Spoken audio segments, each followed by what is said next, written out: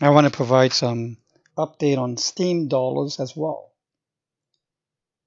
So it would mirror, or if not, be very similar to STEAM. And on this one, I think it is. So I would draw out the pattern first.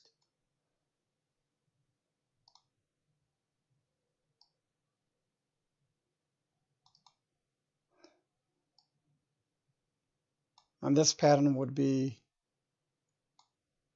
reflective of the similar downward pointing pattern that we saw for STEAM, which is right here. We saw the A, B, C, D, E. And yes, there is a good likelihood that we will revisit the lower twos or mid twos. But in light of this, it's very exciting. Awareness of this pattern will allow one to become very excited and be willing to buy more in this dip, to be the contrarian. And that contrarian decision is supported by this pattern of A, B, C, D, E. And once the E is done, what do you get? You should expect a breakout. So I would ladder in this range as well. For STEAM dollars, it's not looking too different. Except I wouldn't label this as an ABCDE, but I'm going to label it as a more of a triple combination type. W, X, Y, X, and the Z.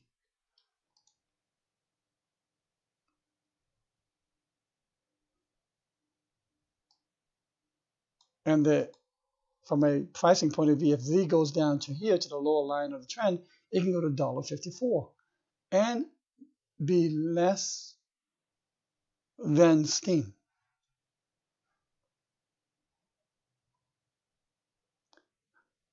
If I then take and see what the sublabels look like in a WXYXZ type, every label is either a zigzag or flat. See a clear round of ABC there. A, B, C for Y. A, B, C for X. And then a round of A, which is a 5. 3, probably it'll be a zigzag 5.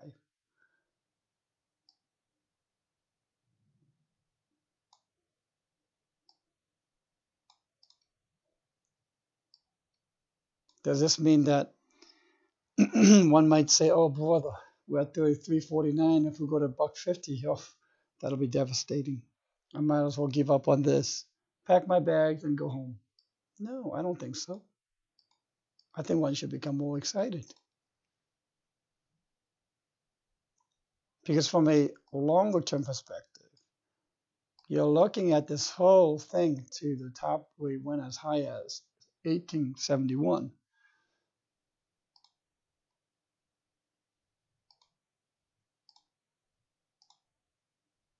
As wave 1.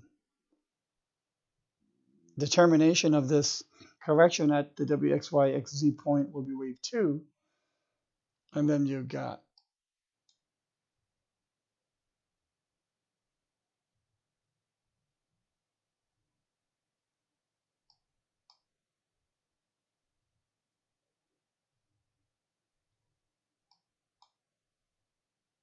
so what I'm now doing is I'm using my wave 1 as my reference.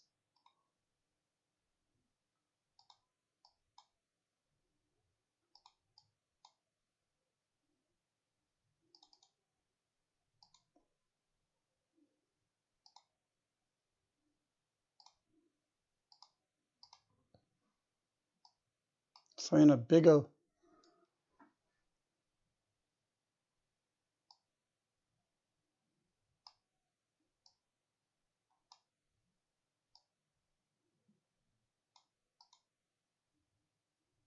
scheme of a forest picture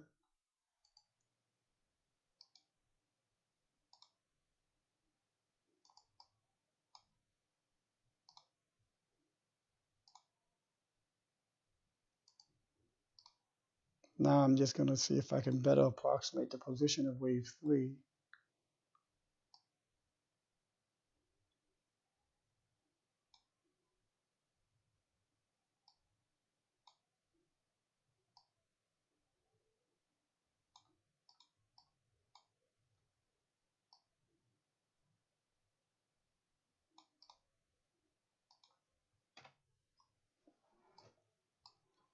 And in the time frame, I think it's still working. So by this time next year approximately, we should be at around, the projection would be at around $80 or so. So in the light of this, going to $1.50 would represent a phenomenal buying opportunity. If you had only looked at it in the very smaller tree perspective, at the level of the trees, you would have had a very difficult time of keeping this awareness in state.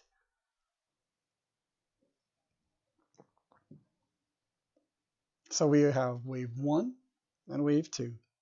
And we've got a wave 3 coming at an intermediate degree. And that wave 3 will be followed by another sizable correction, 30–40% or so. And again, hope will be lost in this process. Despair will come across again.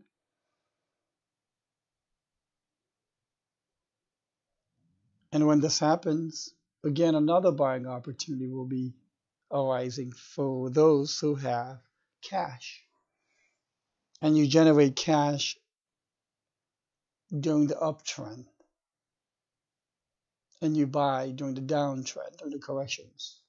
You do your best to find the terminal end of a correction. In this case, it'll probably be here somewhere at the Z of a WXYXZ triple combination correction. And then when you hit the 5, you take a sizable correction. I'm sorry, sizable profit. That's how you raise your cash. I've generally given you guidance where at wave 3, it sell about 30% to 50%. Wave 5, sell another 50%. You could buy back in a wave 4, but as you can see, there's very little difference between the height of wave 5 and usually the height of wave 3 unless 5 gets extended, and that's clearly possible.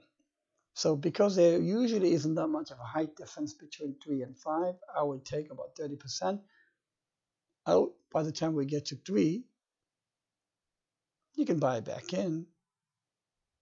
And when we have a wave 5, take out 50%. But if wave 5 extends, you still have 70% in to take advantage of that if that does happen. And if it doesn't, let's say you took 80% out here. The problem with people's emotion is that once it starts getting higher than where they bought it, where they sold it, they get the FOMO effect and they jump back in at the worst time possible. And they jump back in with all the cash that they had. So that when the correction does happen,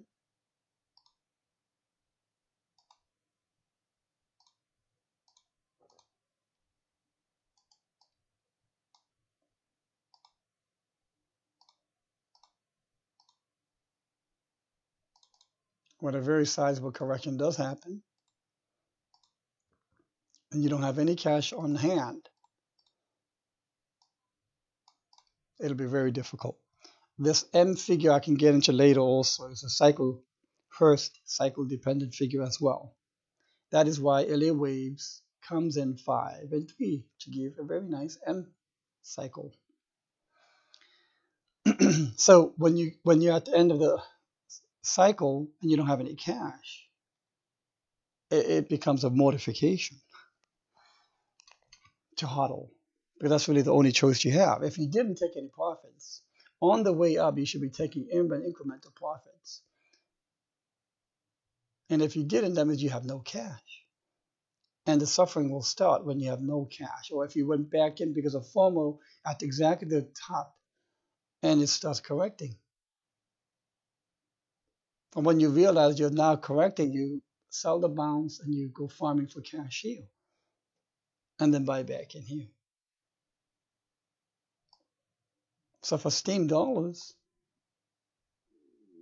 a price target of 80.95 is not unreasonable. Again, this is not going to happen tomorrow. Again, 3 months from now, if we're at $1.20, if it goes lower than what I projected on the Z, and then you start crying foul, saying hedging said 80.95, we're not even close to it, I have no ears for you on that. Pay attention. 80.95, probably sometime this time next year. I don't usually make time projections, but because there's been a lot of confusion, I'm trying to be as more clear as possible. We have done wave 1, wave 2, wave 3 is next. And this 3 could extend, of course.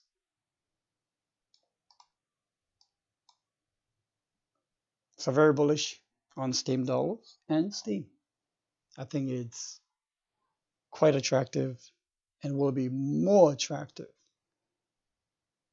should the lower line of the triangle trend line be touched once more. And I think that's going to be pretty likely. I thought that's my current primary count. People are saying, well, why are you converting all your STEAM dollars to STEAM? Do you know something that we don't know? No, I'm not trying to front run anybody. I have been converting my STEAM dollars to STEAM so I can power up. All right, I hope this has been helpful. Have a great day.